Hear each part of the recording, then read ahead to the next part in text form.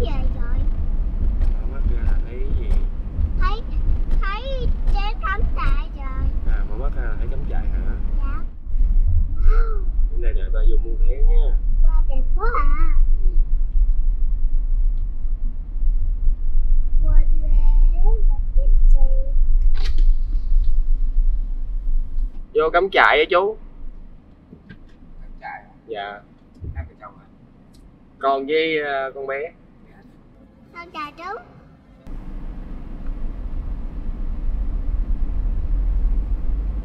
Ồ. Hai người là bền rất à.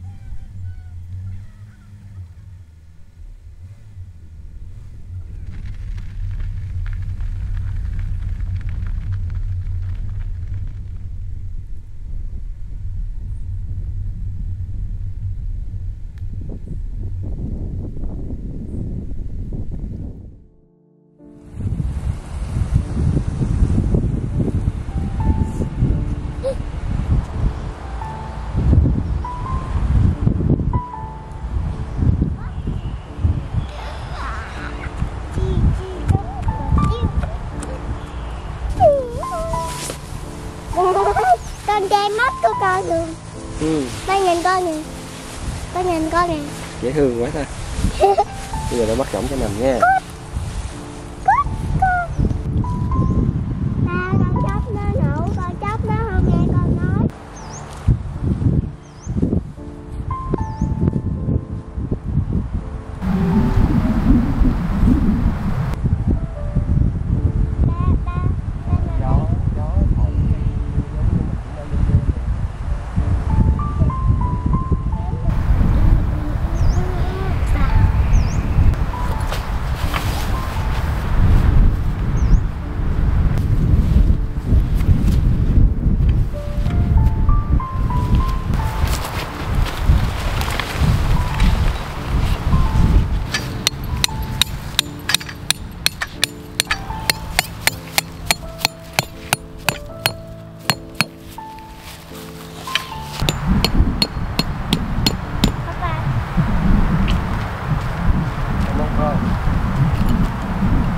Con đi chữ xe nè.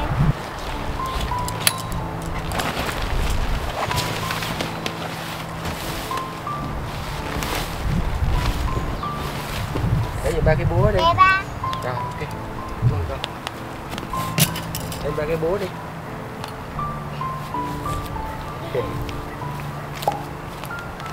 Nặng quá hả? Con thấy đâu cũng còn đỏ mà.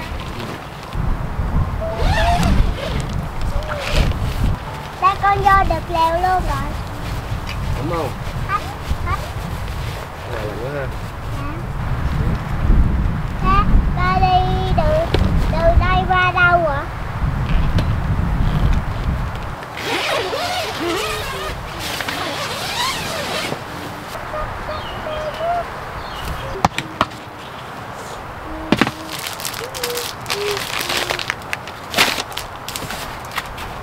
Oh wow, cũng cho màu. Cái này là cái đèn, cái này là cái đèn. Ba chúa. Hai ba có nằm với con không? Có chứ.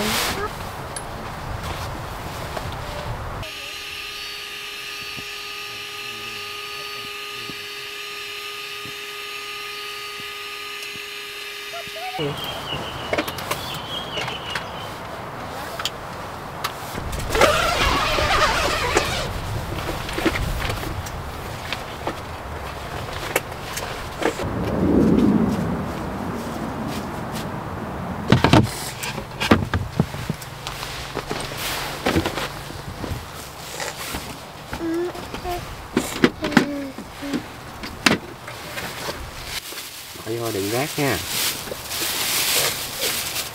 Không lắp lại hả? Sao được?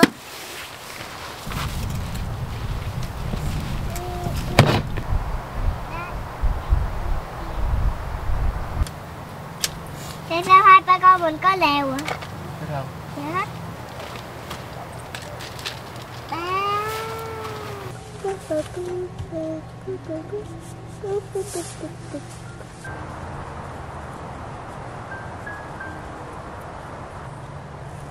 À, màu đó màu gì? Màu đỏ. Ồ. Hồi nãy có phải màu đỏ không? Đúng rồi, con tô màu đỏ đi.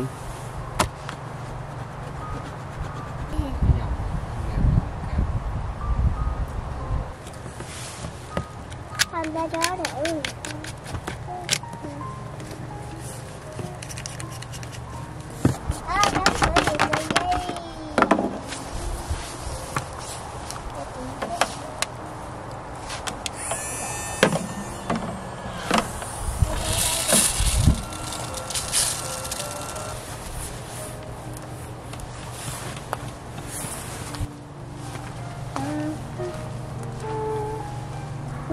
super.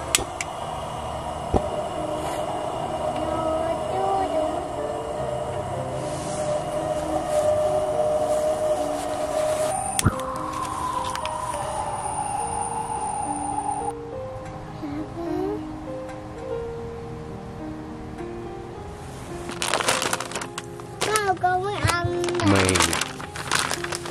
Đây là phần nước dùng. Mì ramen vị soju. Nay hai cha con sẽ ăn mì ramen vị soju nha. ôi đèn của con đâu rồi? Cái đó là cái gì? Con ăn. Đây là đầu bếp hả? Đó là đầu bếp. Ủa con gái mới là đầu bếp.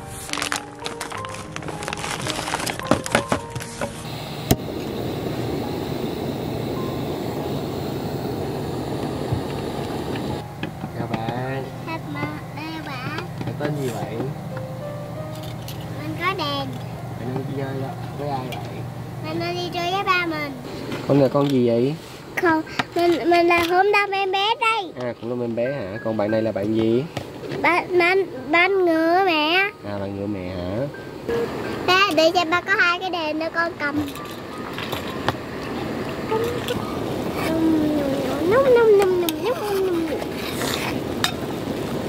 Con tự xúc cho ba. Để ba múc cái chén cho con tự xúc nha. Dạ. Ba bật cái này lên đi. Cái này bật lên chưa?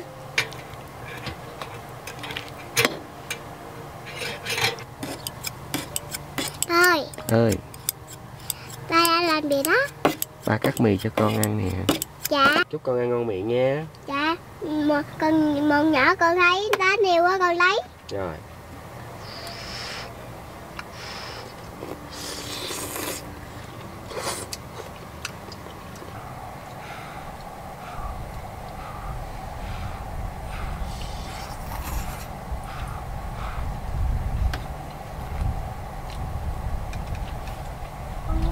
Ngon quá. Ngon quá. Con có sợ con gián không? Dạ có. Nó có làm gì con đâu con sợ. Sao con dán nó cắn con mà. Bị cắn bao giờ chưa?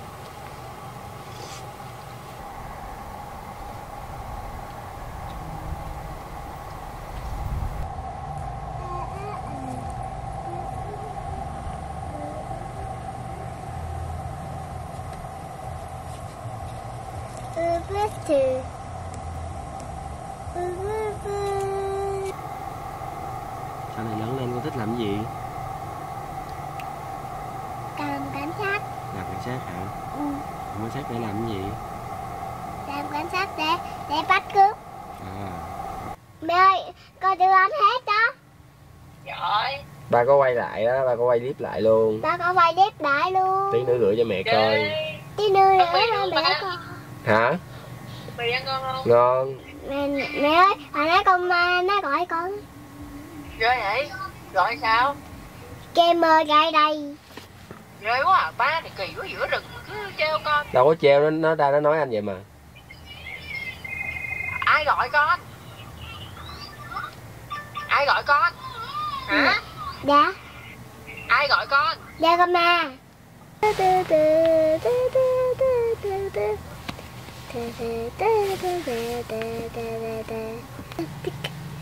Rồi con đi vô trong nằm. Ủa thế này luôn.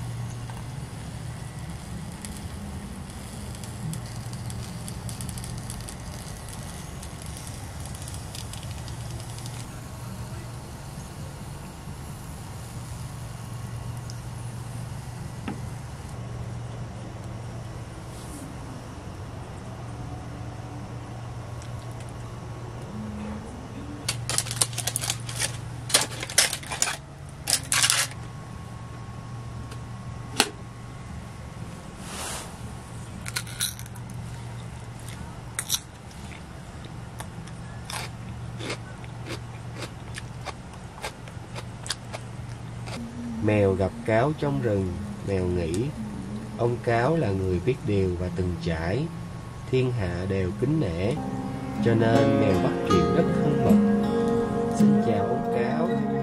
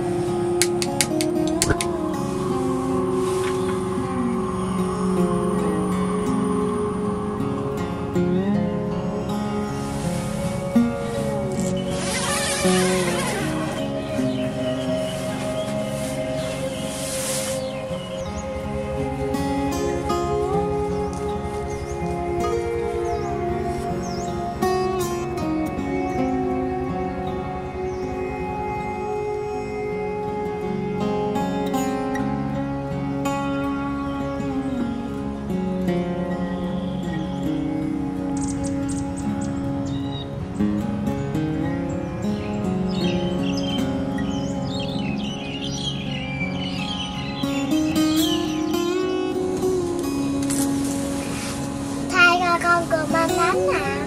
Nào con ăn bánh nha.